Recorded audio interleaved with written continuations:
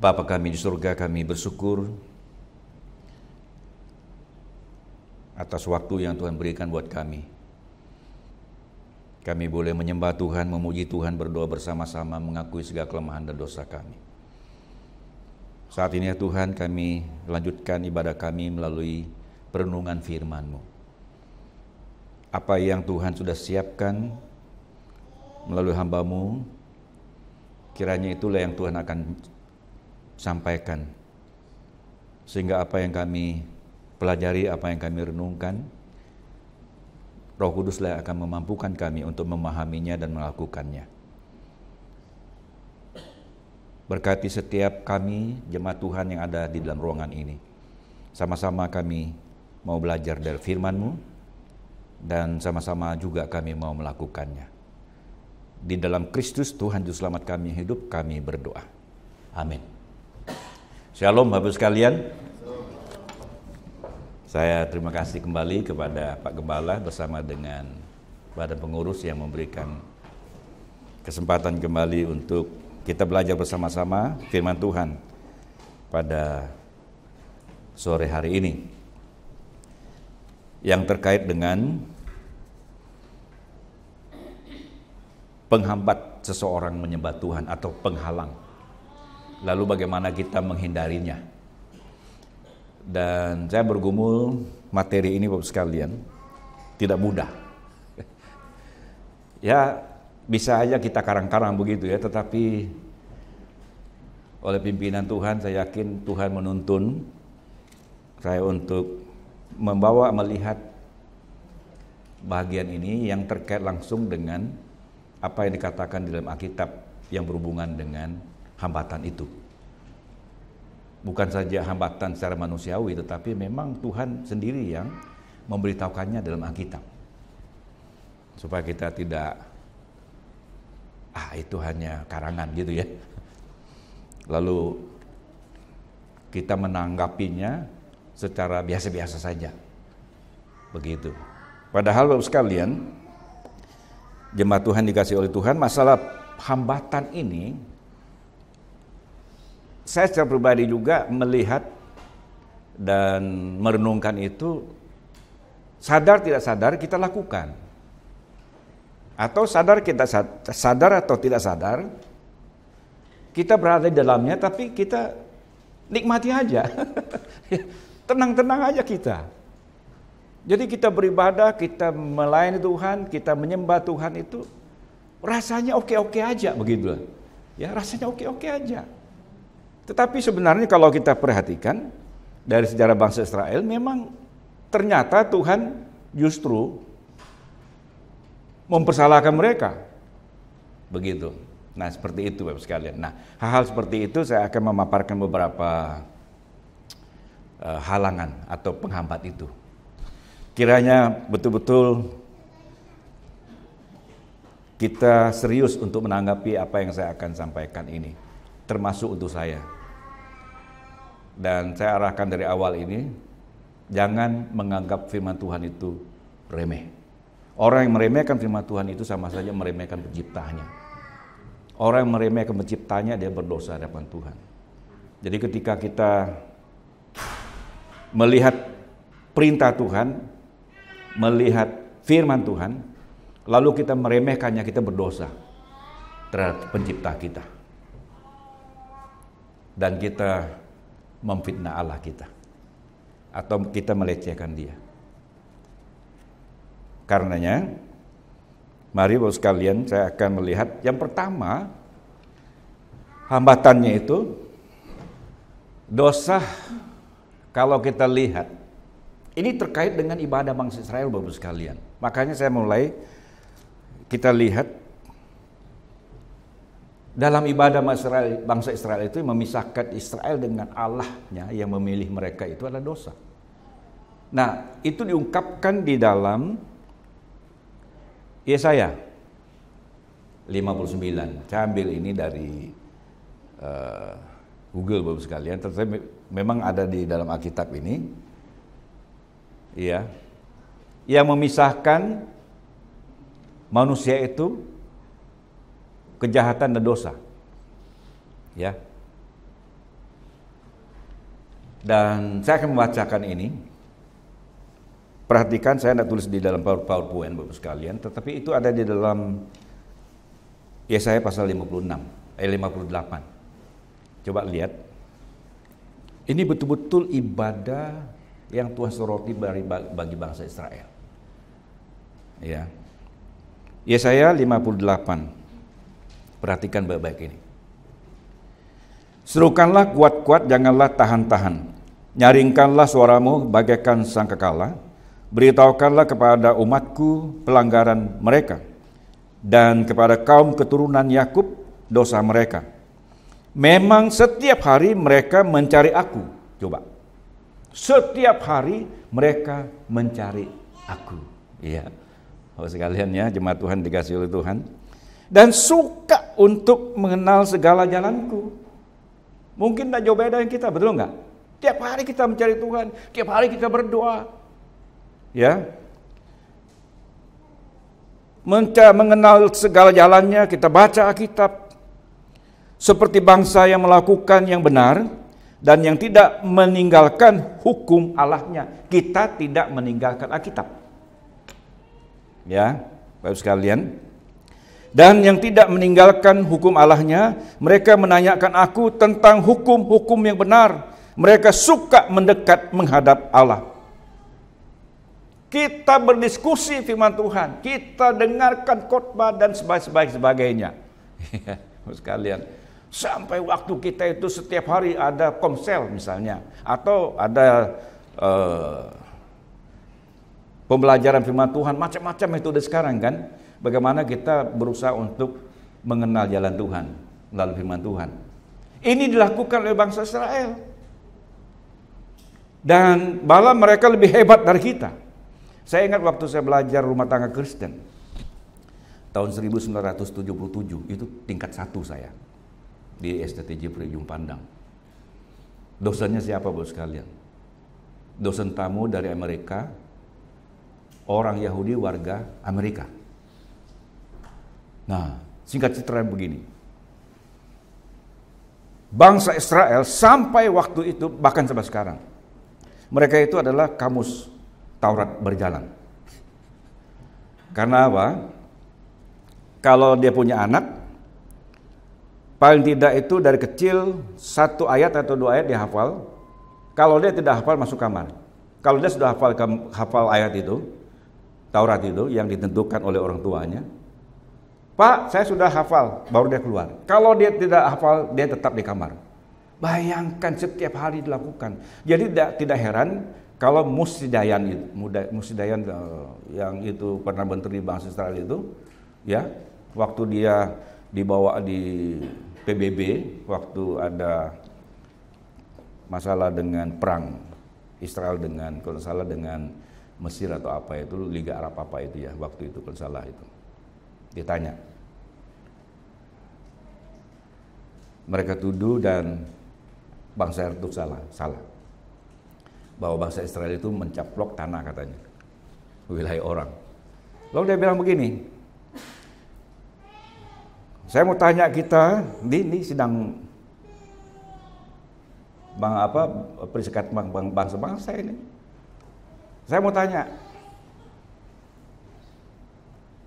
kalau kita semua yang hadir, yang ada saat ini percaya bahwa Alkitab, Taurat itu adalah dari Tuhan.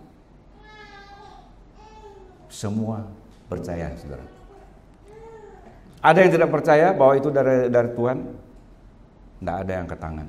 Kalau dia katakan begitu, kalau begitu, yang kami kuasa itu adalah ada di Taurat, ada di firman Tuhan, dia bilang. Bayangkan saudara. Dan dia paparkan itu semua ada. Tidak ada yang bantah. Begitu Bapak sekalian. Jadi ini dilakukan oleh bangsa Israel ya, bagian ini. Nah kita terus ya. Mengapa kami berpuasa? Tanyanya mereka ya. Mengapa kami berpuasa dan engkau tidak memperhatikannya juga? Mengapa kami merendahkan diri dan engkau tidak mengindahkannya? Sesungguhnya pada hari puasamu engkau masih tetap mengurus urusanmu dan kamu mendesak-desak semua buruhmu. Sesungguhnya kamu berpuasa sambil berbantah-bantah, berkelahi, serta memukul dengan tinju dengan tidak semena-mena. Dengan caramu berpuasa seperti sekarang ini, suaramu tidak akan didengar di tempat tinggi. Sesungguhnya, inikah berpuasa yang kukehendaki dan mengadakan hari merendahkan diri, jika engkau menundukkan kepala seperti gelagah dan membentangkan kain karung dan abu sebagai lapik tidur? Sesungguhnya, itukah yang kau sebutkan berpuasa, mengadakan hari yang berkenan pada Tuhan? Ayat 6. Bukan berpuasa yang kukehendaki, ialah supaya engkau membuka belenggu-belenggu kelaliman dan melepaskan tali-tali kuk, supaya engkau memerdekakan orang yang teraniaya dan mematahkan setiap kuk, supaya engkau memecah-mecahkan roti bagi orang-orang lapar dan bawa ke rumahmu orang miskin yang tak punya rumah. Dan apabila engkau melihat orang telanjang, supaya engkau memberi dia pakaian dan tidak menyembunyikan diri terhadap saudaramu sendiri. Ayat yang ke-8. Pada waktu itu terangmu akan merekah seperti fajar dan lukamu akan pulih dengan segera. Kebenaran menjadi barisan depanmu dan kemuliaan Tuhan barisan belakangmu. Pada waktu itulah engkau akan memanggil dan Tuhan akan menjawab.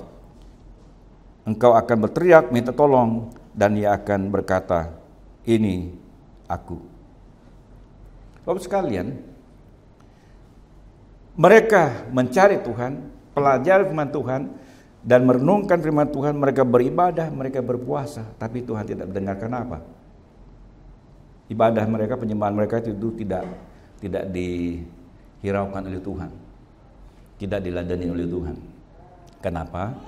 Ini perbuatan nih yang disebut dengan dosa. Nah, dosa ini memisahkan kita. Saya tidak tahu sekalian, kelihatan kita rajin baca Alkitab mungkin, berdoa mungkin, ibadah, pelayanan sebagainya, dan terus merenungkan firman Tuhan. Tetapi sementara kita melakukan itu, kita juga melakukan hal yang tidak sesuai dengan firman Tuhan. Kita tidak perhatikan orang, ya, saudara kita sendiri kita singkirkan, dan sebagainya. Nah, ini saudara, ya ini dosa. Yang kedua, ya saya tidak akan lebih jauh mengenai dosa. Yang jelas bahwa kita sudah mengerti kalau ada dosa dalam diri kita, itu adalah penghalang yang sangat-sangat luar biasa, sehingga penyembahan kita itu tidak akan berkenan kepada Tuhan. Yang kedua, ada masalah dengan orang lain yang tidak terselesaikan atau yang dikatakan dengan dendam kesumat. Ya, dalam Markus, nah ini yang berhubungan dengan ibadah. Dan jika kamu sendiri dan jika kamu berdiri untuk berdoa, ampunilah dahulu sekiranya ada barang sesuatu dalam hati terhadap seseorang, supaya juga Bapamu yang di surga mengampuni kesalahan-kesalahanmu. Tetapi jika kamu tidak mengampuni, Bapamu di surga juga tidak akan mengampuni kesalahan-kesalahanmu. Ini ya.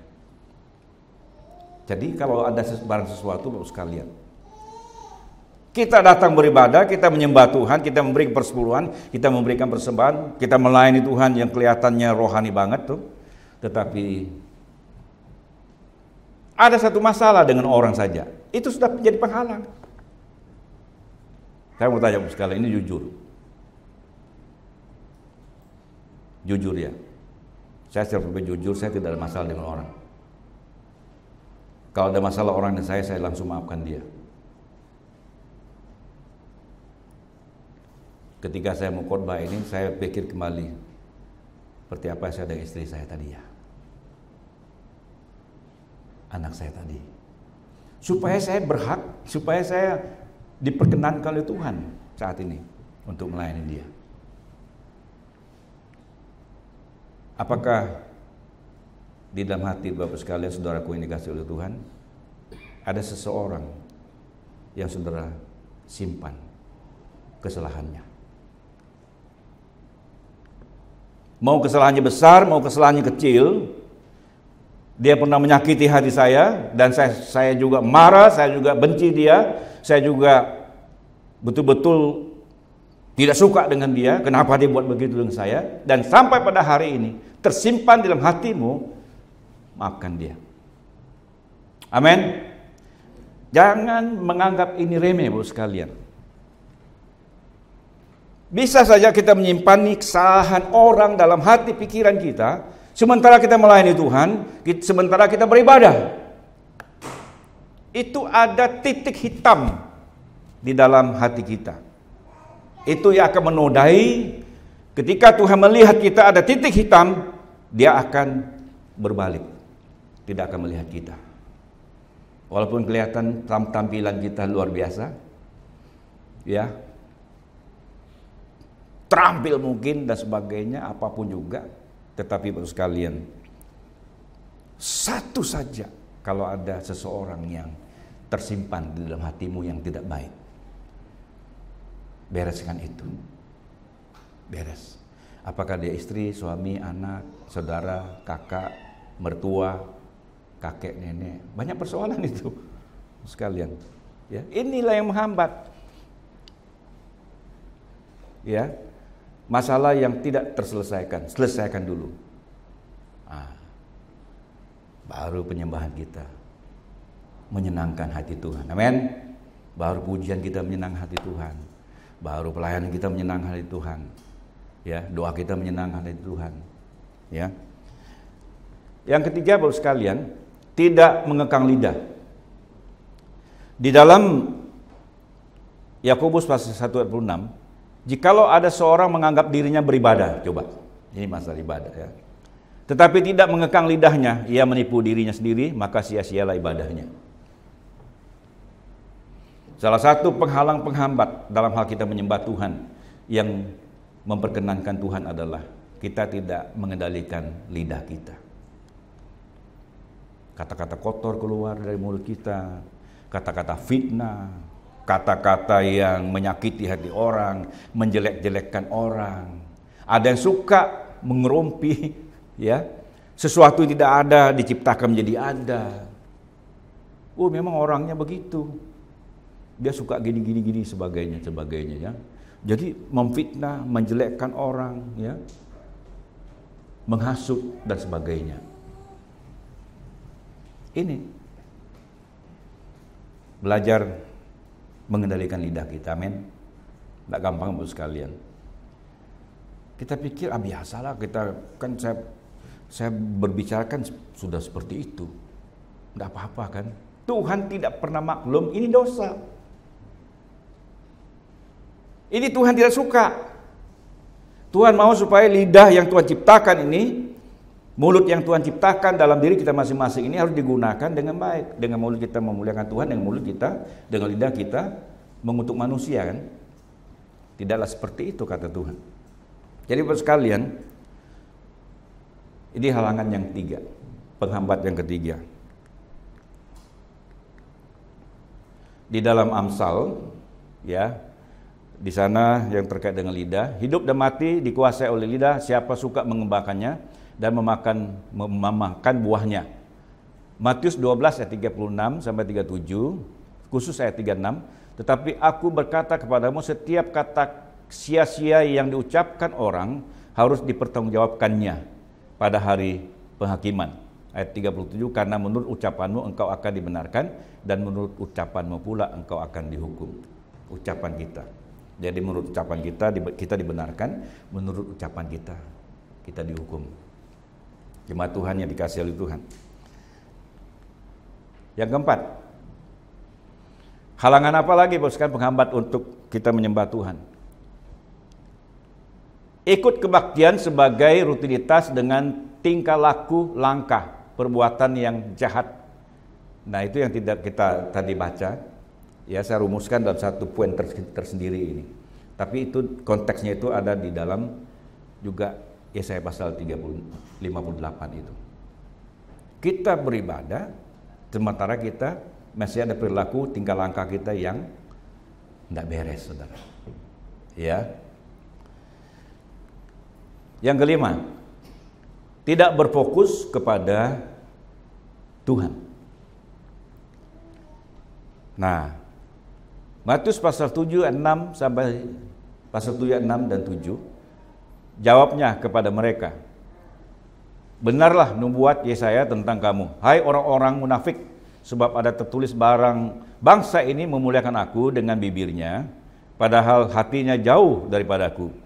Percuma mereka beribadah kepadaku, sedangkan ajaran yang mereka ajarkan ialah perintah manusia. Hatinya jauh daripadaku. Nah, waktu kita puji Tuhan tadi, kira-kira satu arah enggak? Jujur nih. Kusiapkan hatiku Tuhan untuk dengar firman-Mu saat ini. Tapi pikiran saya, tadi ada makanan di meja itu lupa tutup, jangan kucing nanti makannya. Ini kejadian Bapak sekalian, saya mau kasih tahu di salah satu gereja kami. Ya, bukan gereja orang lain, pokoknya gereja tempat saya pelayanan. Ada beberapa gereja kita di Jakarta ini kan, salah satu yang salah satu. Lalu senior saya khotbah. Selesai khotbah, waktu dia khotbah ada seorang ibu keluar. Di tengah-tengah khotbahnya itu ada seorang ibu berdiri dan langsung keluar. Tapi rekan senior pendeta ini tetap khotbah. Dia perhatikan sampai dia selesai khotbah, ibu itu nak kembali. Ya, nak kembali masuk kebaktian. Rupanya terkesan ini hamba Tuhan ini yang khotbah ini. Lalu dia ingat, dia mengenal dia. Ini jemaat pendeta mengenal jemaatnya. Selesai kebaktian, dia ikut selaman. Dia ikut selaman, Bapak sekalian. Lalu rekan hamba Tuhan ini dia tanya, dia iseng, Bu, tadi waktu saya khotbah, tadi Bu keluar ya, tapi tidak balik ya? Dia bilang, Musa, betul-betul saya ingat itu. Kompor saya nak matiin. Rasanya saya waktu saya duduk itu saya gelisah sekali. Sepertinya tadi saya masak air, tapi kayaknya saya nak matiin Musa. Tapi waktu saya pergi, ternyata kompor mati. Kompornya mati. Jadi saya balik lagi. Oh, begitu ya. Jadi Bapak sekalian, saya tidak tahu waktu kita datang beribadah, setiap kita beribadah, apa kebaktian doa atau apa saja yang kita lakukan kebersamaannya. Karena begini Bapak sekalian, ibadah itu kan, penyembahan itu kan adalah sesuatu yang kita lakukan dalam setiap aspek kehidupan kita setiap saat. Nah, yang kita pelajari ini adalah penyembahan bersama-sama, maksudnya ini ya. Jadi konteks yang pembicara kita ini adalah konteks dalam kita penyembahan bersama-sama, apakah kelompok kecil dan sebagainya. Nah, waktu kita berada dalam satu persekutuan atau dalam kebaktian seperti ini, apakah kita betul-betul berfokus kepada Tuhan atau terbagi? Nah, Tuhan mau supaya kita betul-betul 100% itu berfokus, paling kan 1,5 jam kan, paling lama mungkin 2 jam ya kita beribadah ya, kalau salah ya. Ibadah kita kan sama ya, 1,5 jam atau 2 jam lah paling lama lah ya. Apakah kita tidak bisa berfokus di situ 2 jam? Karena Bapak sekalian, jemaat Tuhan yang dikasihi oleh Tuhan, iblis itu memang pintar membuat kita itu tidak apa-apa. Kamu berpikir gini-gini, tidak apa-apa gitu loh. Jadi yang membisiki kita itu untuk membuat dua fokus di dalam kebaktian kita itu bukan Roh Kudus. Saya yakin itu adalah pengaruh daripada kuasa setan itu, kuasa iblis itu. Roh Kudus itu akan memimpin kita untuk betul-betul berfokus kepada Tuhan ketika kita beribadah bersama-sama. Nah, ketika ada pembagian, dia mau memisahkan pikiran kita juga ke sana, ke sini, ke situ, sebagainya itu bukan Roh Kudus. Roh Kudus akan terus membawa kita memuliakan Tuhan dan tertuju kepada Tuhan Yesus. Makanya Bapak sekalian, Musa ini bilang, ya udah, lain kali cek baik-baik ya kalau pergi kebaktian ya. Bapak sekalian ya. Jadi kita koreksi Bapak sekalian. Jadi penghambat yang kelima ialah kita tidak berfokus ketika kita beribadah. Ya. Yang keenam, menolak kekuatan kuasa Tuhan. Di dalam 2 Timotius pasal 35, secara lahiriah mereka menjalankan ibadah mereka, tetapi pada hakikatnya mereka memungkiri kekuatannya, jauhilah mereka. Ini tuh.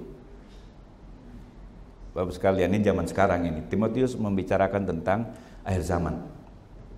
Jadi karakteristik sifat manusia hari ini ialah secara lahiriah mereka menjalankan ibadah, tetapi pada hakikatnya mereka memungkiri kekuatan. Nah, kekuatan ini saya telusuri Bapak sekali, ini kuasa. Sumber kekuatan yang dimiliki oleh setiap orang percaya. Ini mereka abaikan, ini mereka tidak lagi perhatikan, tetapi mereka sudah mengutamakan, menganggap diri itu kuat. Jadi sudah mengabaikan kuasa Tuhan. Sumbernya itu ialah Allah Bapak sekalian. Sumbernya itu adalah Roh Kudus yang memimpin kita, memberikan kekuatan kepada kita untuk menjalani kehidupan ini. Tetapi manusia hari ini Bapak sekalian, mereka sudah tidak mengandalkan kuasa Tuhan. Betul-betul mereka mengabaikan kuasa Tuhan Bapak sekalian. Berdoa pun tidak, minta kekuatan Tuhan pun tidak. Dan inilah yang menghambat kita dalam penyembahan kita kepada Tuhan. Kelihatan kita datang beribadah, menyembah Tuhan gitu ya. Tetapi kita tidak mengandalkan kuasa Tuhan. Kita tetap merasakan bahwa saya ini kuat.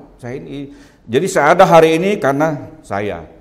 Saya punya uang hari ini atau punya apa-apa hari ini karena saya.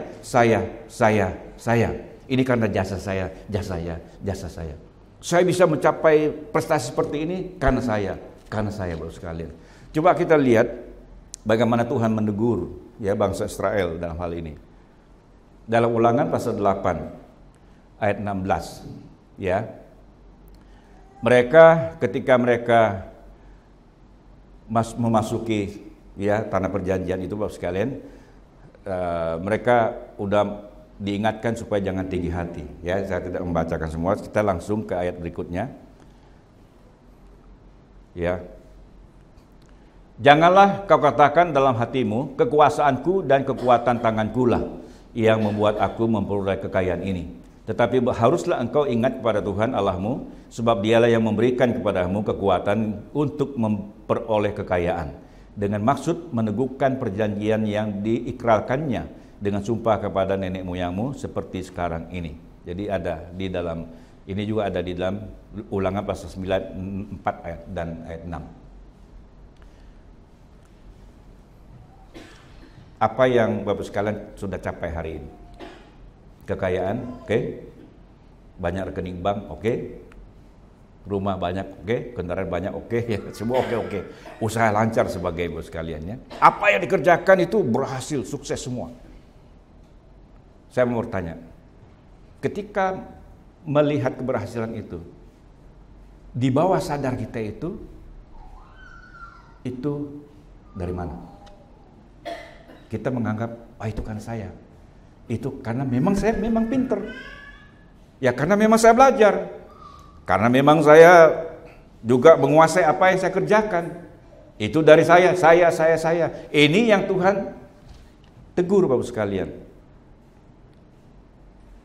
Tidak ada kekuatan, kepintaran, kemampuan yang ada pada diri kita ini yang memang hasil dari kita. Tidak Bapak sekalian, enggak. Begini loh, analoginya begini loh. Tubuh saya ini diciptakan oleh Tuhan. Lalu kompetensi, kemampuan lahiriah secara rohani itu semuanya itu diberikan 100% dari Tuhan.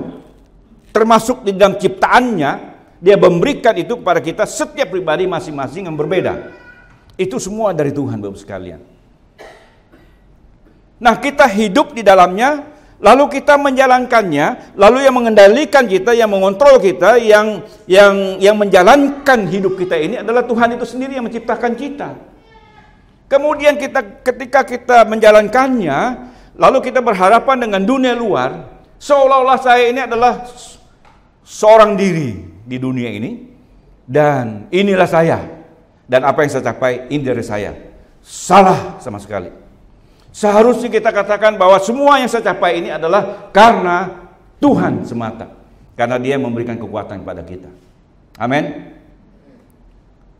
Kalau seorang berhasil dalam usahanya, dapat miliaran, apakah dia menyadari bahwa itu dari Tuhan? Kemarin mobil saya ini ada masalah. Saya teringat Bapak sekalian, kenapa mobil saya ini berbunyi dia? Ini kan tahun 95 kan? Jaguar itu, jago-jago itu. Ya, wah. 2 hari yang lalu saya ingat ada langganan yang memang sejak saya beli itu tahun 95 itu dia yang pegang Jakarta ini. Nggak usah saya sebut, kalau saya promosi bengkelnya pasti nanti Bapak ke situ juga, boleh juga sih, mantap tuh bengkelnya itu. Ya, dia ada modifikasi mobil juga, dia ada tersendiri itu ya. Kurang lebih 10 tahun saya ketemu dia. Dia yang ganti gigi mobil Kijang saya ini, ganti baru loh. Dia ganti, ya itu 10 tahun yang lalu. Seperti itu yang kena. Lalu saya telepon dia. Oh siap, datang aja Pak. Saya bilang. Saya pergi. Hari Kamis. Kemarin nih. Mulai bunyi-bunyi itu berisik banget tuh. Jadi terganggu sekali di dalam tuh. Sampai istri saya bilang, Pak, kok bunyinya begini? Saya bilang, kayaknya ada masalah ini. Saya mau kontak dia nanti nih. Oh ya, udah. Kamis, Rabu itu muncul. Sampai gasnya itu sudah tidak, giginya itu sudah rasa ada kemakan gitu, singkat ceritanya begitu. Jadi hari Kamis saya pergi, ketemu dia pagi, saya berangkat pagi, saya duluan. Dia buka jam 7 itu. Nah, kalau saya ketemu dia itu citranya panjang. Lalu dia bilang begini, baru saya belum pernah kasih tahu ini dengan siapa saja. Dia bilang, apa Pak? Sebenarnya sudah 35 tahun yang lalu ini usaha ini saya sudah jalankan. Kita yang ciptakan dengan satu grup saham-sahamnya. Kemudian mereka angkat dia menjadi direktur utama, kemudian CEO. Baru 5 tahun. Setelah yang memimpin sebelumnya itu meninggal dan anaknya dipersiapkan bersama dengan dia sudah. Dia bilang begini. Dia citrakan begitu. Bapak sekalian, mungkin saudara tidak percaya, saya juga kaget luar biasa. Luar biasa ini orang tua ini. Berhasilnya luar biasa. Tapi dia hanya katakan apa? Pak Pendeta, ini karena dari Tuhan. Coba. Usianya 76 tahun. Dia masih kuat loh. Jadi dia juga di usahanya bengkelnya dia juga koordinasi langsung dengan bos-bos yang lain tuh. Saya bilang, wah, saya bilang luar biasa. Tiap bulan 10 miliar.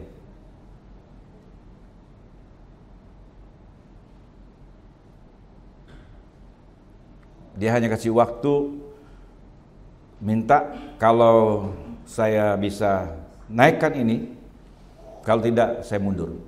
Dia bilang. Dia hanya minta waktu 2,5 bulan. Kalau saya tidak berhasil, saya mundur. Tapi Bapak sekalian, Tuhan nyatakan luar biasa. Itu naik tuh. Waktu dia bilang, dia tunjukin itu daftar Bapak sekalian saya itu. Wih, 1 hari 1,3. 1 hari 1,3 miliar. Ini lupa dia bilang. Wah luar biasa Pak, saya bilang. Puji Tuhan. Ini dari Tuhan. 1 bulan 10,5 M. Itu bersih loh. Nah, yang saya mau katakan begini Bapak sekalian. Apapun keberhasilan kita, mau besar, kecil, banyak, dikit, atau apapun yang kita lakukan dari hari ke hari, kekuatan itu dari Tuhan. Amin. Jangan pernah kita katakan pada istri, "Seenak aja kamu ini menggunakan uang itu karena saya." Lalu istri bilang, "Seenak juga gini." Jadi sama-sama membalas dan sebagainya. Dia mengklaim diri, ini karena saya, ini karena saya, ini karena saya kan. Kita salah di hadapan Tuhan. Kita tidak mengakui bahwa hidup saya diciptakan oleh Tuhan dan kekuatan itu dari Tuhan. Jadi apapun keberhasilan kita hari ini, Tuhan minta bukan karena jasa kita, amin. Itu karena kekuatan dari Tuhan semata. Ya. Yang ketujuh. Nah, di dalam Yakobus pasal 4 ayat 1 sampai 3 itu mengenai doa itu. Jadi saya tidak akan baca, kita lihat. Jadi saya singkat saja di sana. Ada kenapa tidak memperoleh apa-apa? Kenapa kita tidak mendapatkan apa-apa dan sebagainya, menerima apa-apa itu? Karena apa? Karena membunuh, iri hati, bertengkar, berkelahi, tidak berdoa, salah berdoa. Kemudian habiskan untuk memuaskan hawa nafsu. Tidak dapat apa-apa. Ya. Jadi ada beberapa kata ini. Kamu tidak memperolehnya. 1, ya. Kamu tidak memperoleh apa-apa. 2, kamu tidak menerima apa-apa. Jadi tidak memperoleh apa-apa, tidak menerima apa-apa. Karena apa? Ya karena ini. Salah berdoa, berkelahi, bertengkar, iri hati, membunuh, dan memuaskan nafsu kita. Ini penghalang, penghambat ibadah kita. Jadi Bapak sekalian, apa yang kita lakukan jangan sampai memuaskan hawa nafsu kita, ya. Oke. Ini saya ringkaskan seperti itu. Iri hati, salah berdoa, congkak, musuh dan sebagainya, ya, bertengkar dan tidak berdoa. Membenci saudara juga itu adalah satu penghalang dalam hal kita menyembah Tuhan, ya. Membenci saudara kita. Jadi kalau kita membenci, kata firman Tuhan, setiap orang yang membenci saudaranya adalah seorang pembunuh manusia, dan kamu tahu bahwa tidak ada seorang pembunuh yang tetap memiliki hidup yang kekal dalam dirinya. Ya, membenci. Adakah kita membenci seseorang? Jangan ya. Tadi terkait tadi dengan apa itu yang saya katakan sebelumnya itu, menyimpan kesalahan dan sebagainya itu. Jadi kalau kita membenci seseorang aja berarti kita sebagai seorang pembunuh manusia. Mungkin kita tidak membunuh pakai pisau, tidak nembak dan sebagainya kan. Tetapi kalau kita membenci seseorang saja, tidak suka orang itu, saya sudah sebagai pembunuhnya.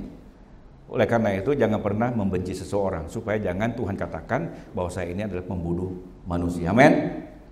Saya berdoa Bapak sekalian sampai hari ini, mari kita belajar. Saya juga belajar sampai hari ini, seumur hidup kita belajar ini. Jangan pernah kita membenci seseorang. Ketika saya membenci seseorang, tidak suka dengan orang itu, maka saya, menurut firman Tuhan, saya sebagai pembunuhnya.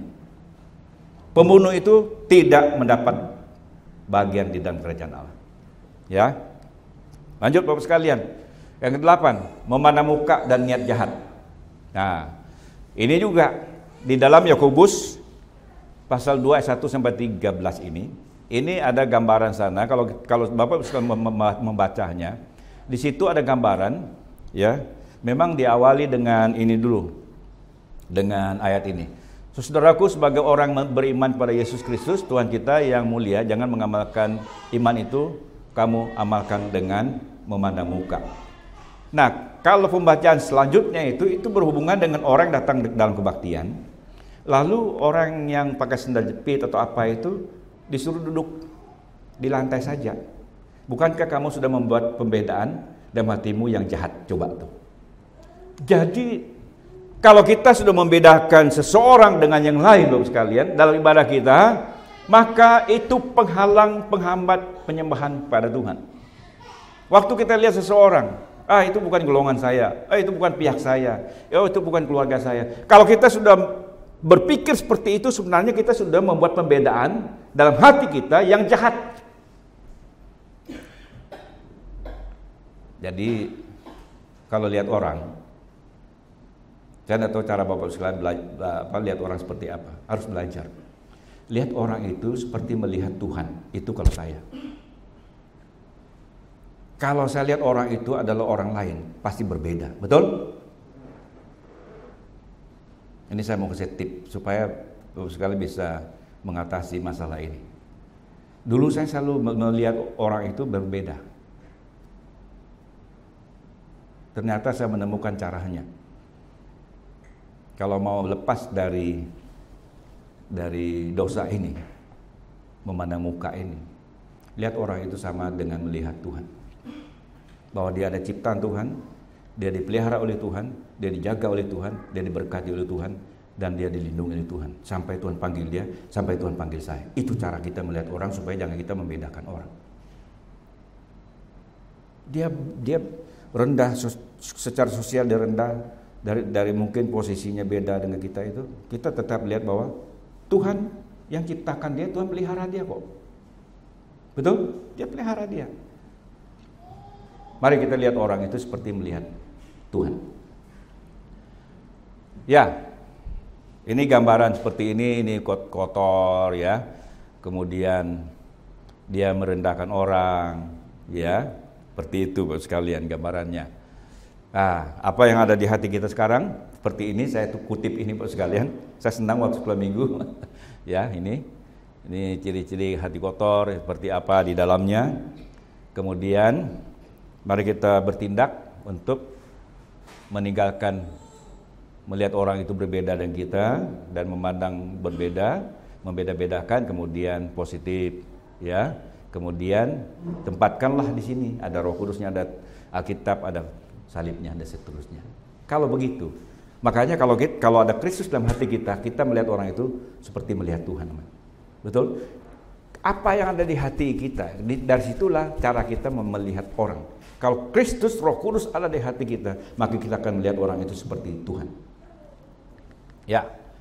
Yang 9, hati bimbang. Nah, saya tidak tahu kalau Bapak sekalian punya hati yang bimbang. Ya. Ada dalam ayat di sana, hendaklah ia meminta dalam iman dan sama sekali jangan bimbang, sebab orang yang bimbang sama dengan gelombang laut yang diombang-ambingkan kian kemari oleh angin. Orang yang demikian janganlah mengira bahwa ia akan menerima sesuatu dari Tuhan, sebab orang yang mendua hati tidak akan tenang dalam hidupnya. Yang bimbang ya, satu saja, percaya betul-betul kepada Tuhan Bapak sekalian ya. Yang ke-10, motivasi yang salah, yaitu mencari pujian, pencitraan, ya. Kalau firman Tuhan buat kita bahwa di dalam 1 Korintus 10:30, aku menjawab, jika engkau makan atau jika engkau minum, atau jika engkau melakukan sesuatu yang lain, lakukanlah semuanya itu untuk kemuliaan Allah. Ya, segala sesuatu yang kamu kehendaki supaya orang berbuat kepadamu, perbuatlah demikian juga kepada mereka. Itulah isi seluruh hukum Taurat dan kitab para nabi. Jangan kita mencari pujian. Apapun yang kita lakukan, jangan mau dipuji. Kalau orang puji kita, puji Tuhan. Tapi jangan kita yang cari. Nanti kalau kita mencari pujian dari orang, ketika orang tidak memuji kita kecewa. Tetapi ketika orang puji kita, wah kita bangga banget gitu ya. Salah. Pujian itu hanya datang daripada Tuhan melalui siapa yang Tuhan kehendaki untuk memberikan apresiasi buat kita. Tapi jangan pernah mencari pujian. Ya, pencitraan dan jangan juga terlena dengan pujian. Ya. Egosentris. Orang yang salah motivasi itu biasanya berpusat pada diri sendiri, ya. Dan cari popularitas. Ya, mau di atas terus gitu. Sombong rohani itu yang 11. Penghalang dalam hal kita menyembah Tuhan itu adalah sombong rohani. Wah, udah kuasai Alkitab dan sebagai gitu ya. Berpuasa bagus dan sebagainya itu. Akhirnya menganggap orang itu rohaninya rendah gitu ya. Jangan pernah membuat ukuran dan standarisasi pribadi kerohanian tingkatannya dengan orang lain. Tidak bisa. Mana kita tahu bahwa pribadi orang ini, kerohaniannya itu lebih rendah dari saya. Mari kita masing-masing bertanggung jawab di hadapan Tuhan, mencari Tuhan, menempatkan diri kita benar di hadapan Tuhan. Itu yang paling baik daripada kita menyombongkan diri saya, menyombongkan diri kita bahwa kerohanian saya lebih baik daripada yang lain. Itu keliru. Itu yang menghambat kita menyembah Tuhan. Ya. Yang ke-12. Nah, ini sudah mau dekat selesai. Mengobrol saat kebaktian berlangsung. Nah, saya tempatkan ini terakhir Bapak sekalian. Mau diskusi boleh. Ya.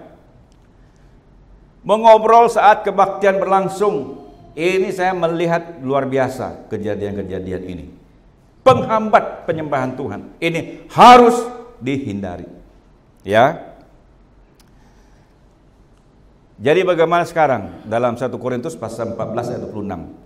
Jadi bagaimana sekarang saudara, bila mana kamu berkumpul, hendaklah tiap-tiap orang mempersembahkan sesuatu, yang seorang mazmur, yang lain pengajaran, atau pernyataan Allah, atau karunia bahasa roh, atau karunia untuk menafsirkan bahasa roh, tetapi semuanya itu harus dipergunakan untuk membangun. Tetapi segala sesuatu harus berlangsung dengan sopan dan teratur. Ya, jangan ngobrol Bapak sekalian. Duduk, udah, pusatkan perhatian. 1,5 jam atau 2 jam. Ya. Ini dia.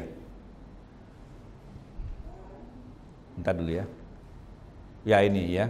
Jadi ngobrol. Yang terakhir. Tidak menggunakan HP secara benar saat kebaktian berlangsung. Apa maksudnya? Ya. Dalam Samuel itu lebih baik mendengar, ya, daripada korban dan seterusnya itu. Nah, Bapak sekalian, nih kebaktian mereka nonton, main HP. Saya berapa waktu yang lalu saya ikut kebaktian beberapa tempat. Saya perhatikan pas duduk gini ya, tanpa sengaja kan kelihatan nih waktu mulai ibadah, dari awal ibadah sampai selesai HP jalan terus. Jadi saya iseng lihat dikit aja dia scroll apa segala macam itu, lihat tek, dia lihat lagi tek. Lalu dia chatting gitu ya. Sampai khotbah, di pengkhotbahnya sudah bergebu-gebu ini. Tenang-tenang aja dia.